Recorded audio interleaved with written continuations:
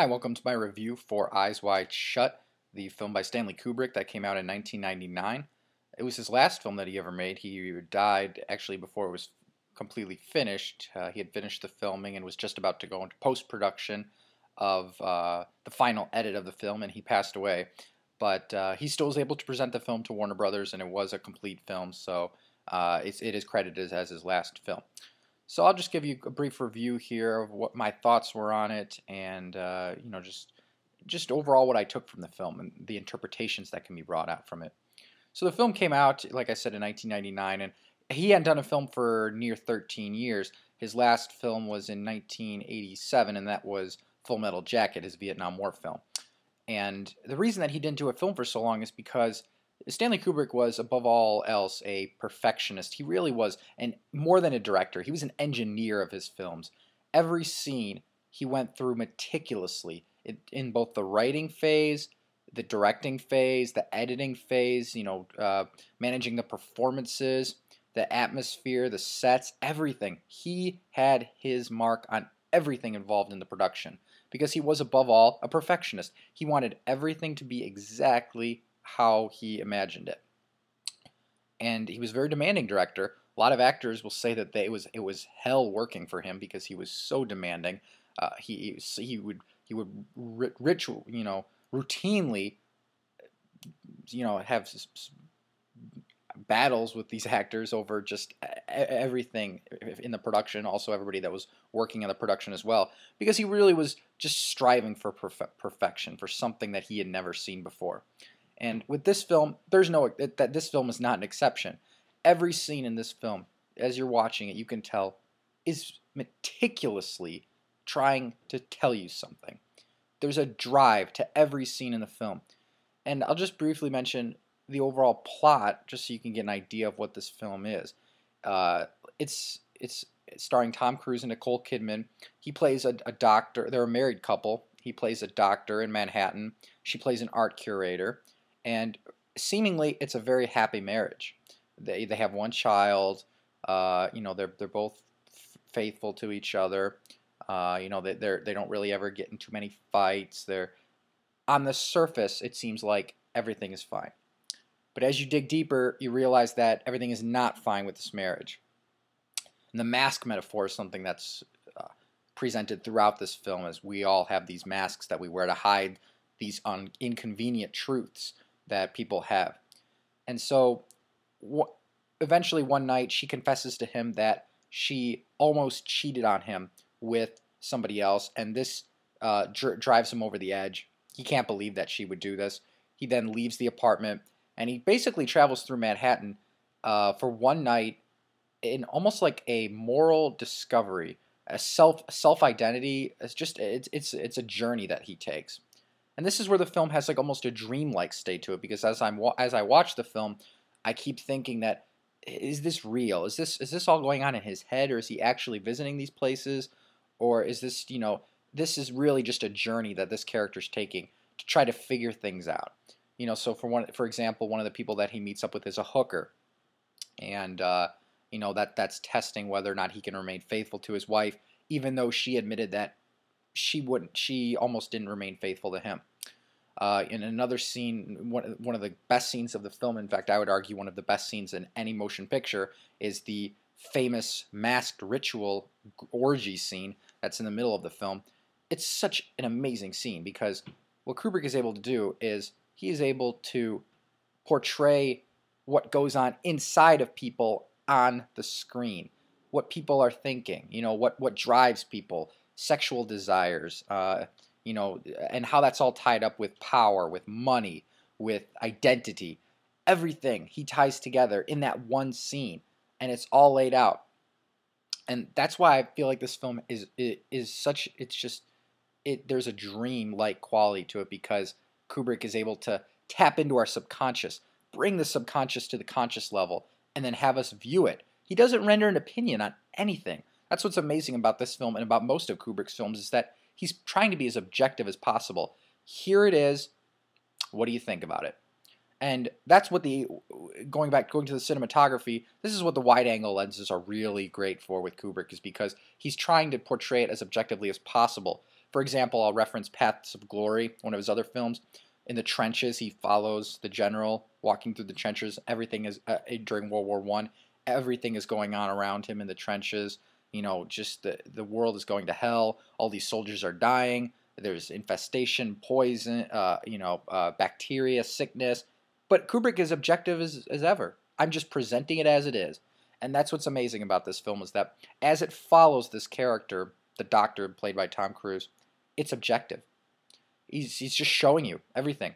Just here it is. I'm laying it out. This is what I see. This is my take on the human dilemma, and Kubrick's take on sexual desire and how that drives people, because that's the main theme of this film, is just sexual desire and how it's intertwined with everything in life, and just how it really takes its toll on people's emotions and almost causes this family to break apart because the wife admitted to possibly wanting to cheat on him at one point. So to me, this film represents just just another facet of Kubrick's interpretation of humanity and how he sees us. And people will argue that this film is very, detached and emotionally cold. Well, that says something about how Kubrick views sexuality. Maybe it is very detached and emotionally cold. Maybe it isn't something that is celebrated, but rather just something that is just, part of life. I don't know.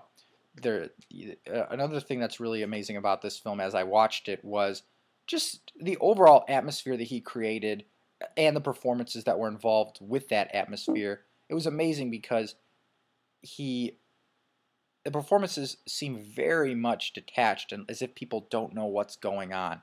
They're constantly asking questions. The main character, the doctor, played by Tom Cruise, he's constantly asking questions. That's also, definitely strengthens the interpretation that this is all a dream, or this is very dreamlike, because in dreams you don't really know what's going on. It's just a bunch of random parts of your subconscious that are put together, which a lot of this film is just parts of the subconscious that are brought up, and we're viewing it. So he's as confused as the viewer is, which is partially why he almost is the viewer, because he's viewing everything that he sees in the city, in all of his experiences, just as the viewer is, and he's constantly asking questions. He doesn't understand. And now at the same time, he's trying to unravel a plot as well, because when he discovered this cult orgy that takes place, this ritualistic cult, they discover him as well.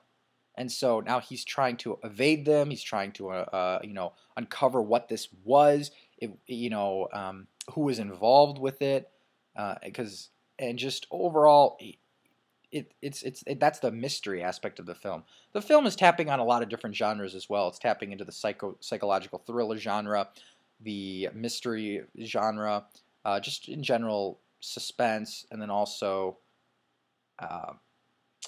the film is set during Christmas, which I find an interesting setting to put the film in.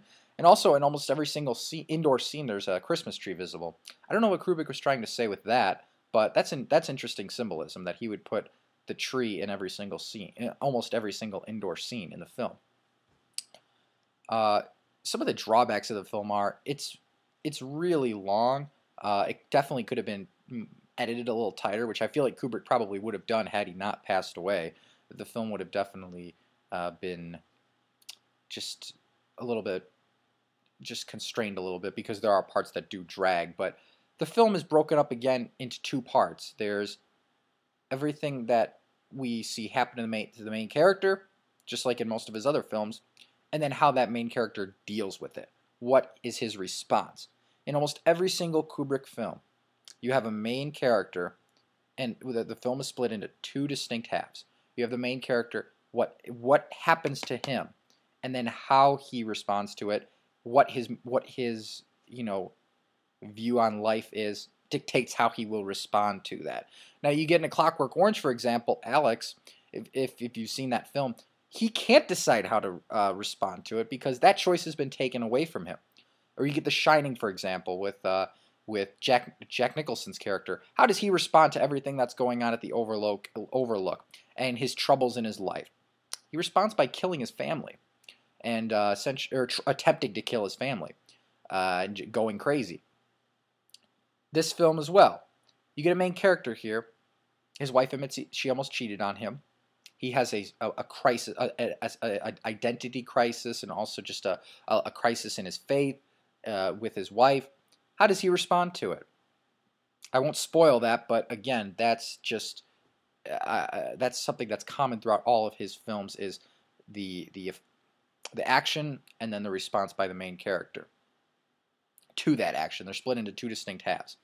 Also with almost every one of his films, which is interesting, not that I'm just drawing parallels, I'm thinking of other ones.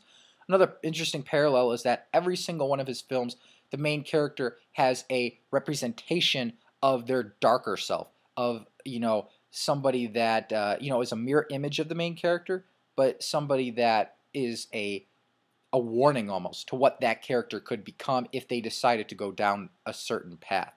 For example, in The Shining, Jack Nicholson, his darker self is Charles Grady, the duality, the characters. In Full Metal Jacket, Joker, the main character, his dark representation is Private Pile. And then also in Eyes Wide Shut, you have Tom Cruise, his character, the Doctor, his darker self, or the representation of what he could potentially become, is another doctor, Dr. Ziegler, who is, kind of his friend, but he's also got some secrets I won't reveal too much because I don't want to spoil the movie.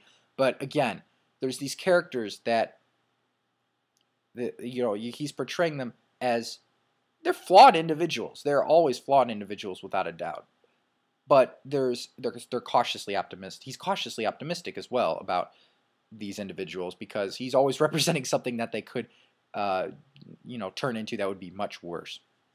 So overall, I really liked this film. It's an amazing study about just sexual desire and the human dilemma, and kind of how sex plays a role in everything, even though we don't necessarily believe it does. On a subconscious level, it does, at least in Kubrick's opinion, and of the theme of this film.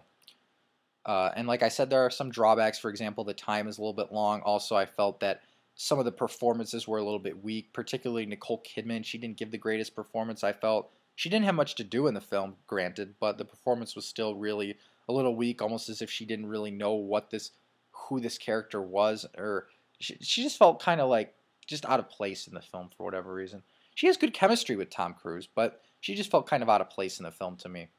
But other than that, the film is really great. It's definitely underrated and underlooked in terms of Kubrick's canon, because the thing about most Kubrick films is they take 5 or 10 years to fully digest, or even sometimes longer than that, for people to kind of realize what they were, because usually he's pushing the envelope with every single film, and what he's done has never been done before. So people are always very apprehensive and very just afraid almost of what this film is and what it represents. For example, A Clockwork Orange and The Shining were both maligned when they came out as just awful films. Now they're both regarded as masterpieces. Eventually, this film is going to be regarded as a masterpiece. It isn't yet by a lot of people, but it will be eventually, because, again, Kubrick did something very different. He took a subject that is very, complicated and also very controversial, and he portrayed the subconscious on film, which is very difficult to do. And he was able to do it. That was, in a way, really entertaining. It's an entertaining film, despite what people may say. I was very engaged with it. I went on this journey with this character through the subconscious of the human mind, I was just completely amazed by what was put on the screen. And I've watched it many times, and I'm discovering new things about the film every single time, and my view constantly changes on what this film, if Kubrick intended, what he intended for this film, and what the driving message of the film is, because there's some scenes that make me believe it. There's this driving message, and then there's some scenes that make me believe, no, that's not really correct. It's something else entirely. But that's like with most Kubrick films. There are varying interpretations, so there's no one right one, obviously, because it's art.